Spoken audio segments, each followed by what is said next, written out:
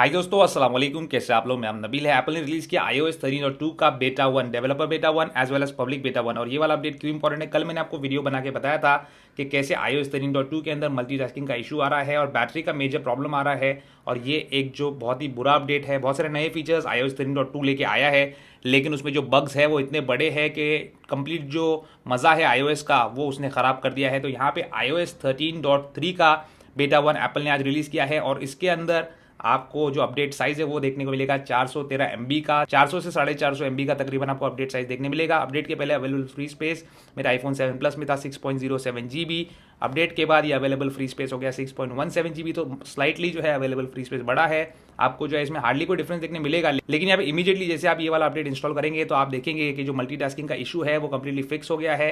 अब कितने भी एप्लीकेशंस आप मेमोरी में रखते हो तो कोई भी एप्लीकेशन जो है वो रीलोड नहीं होगा। यहाँ पे देखिए मैं दिखा देता हूँ आपको सारे एप्लीकेशन ओपन करके एक एक करके। तो यहाँ पे कोई भी एप्लीकेशन जो है वो आपको रीलोड होता हुआ नजर नहीं आएगा। तो रैम मैनेजमेंट का जो भी प्रॉब्लम है, मेमोरी मैनेजमेंट का जो भी प्रॉब्लम है वो फिक्स हो गया है, पुराने से लेके नए आईफोन्स तक, सारे आईफोन्स के लिए। तो अभी जब ये वाला अपडेट आपको मिल जाएगा स्टेबल वाला पब्लिक के लिए, तब आपका ये वाला इशू सॉल्व हो जाएगा। देखिए जो डेवलपर बेटा होता है, पब्लिक बेटा होता है, ये पहले एप्पल रिलीज करता है और इसमें जो भी प्रॉब्लम्स होते हैं वो फिक्स करके पब्लिक के लिए फिर स्टेबल वर्जन जो है वो निकालता है।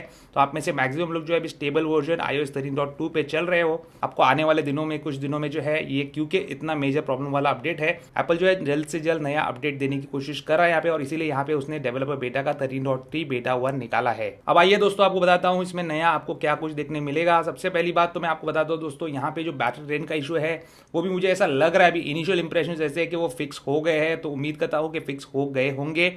सेटिंग्स में अगर आप चले जाएंगे दोस्तों तो सबसे पहली चीज़ आपको देखने मिलेगी जो मेजर चेंज है यहाँ पे, वो स्क्रीन टाइम के अंदर एक नया ऑप्शन यहाँ पे ऐड किया है जो कि बहुत ज़्यादा इंपॉर्टेंट है। स्क्रीन टाइम एक अमेजिंग चीज़ है, अगर आप इसको इस्तेमाल नहीं करते तो इस्तेमाल करना सीख लीजिए, इसको ट्राई कीजिए, बहुत अच्छी चीज़ है। इसके अंदर आपको कम्युनिकेशन लिमिट्स देखने को मिलेगी, जहाँ पे आप अपने फ़ोन पे या अपने बच्चे के फ़ोन पे जो है कम्युनिकेशन लिमिट सेट कर सकते हो। स्क्रीन टाइम के दौरान आप किसको कॉल्स जो है या किसके साथ कम्युनिकेशन अलाउ करते हैं वो यहाँ से आप सेट कर सकते हैं।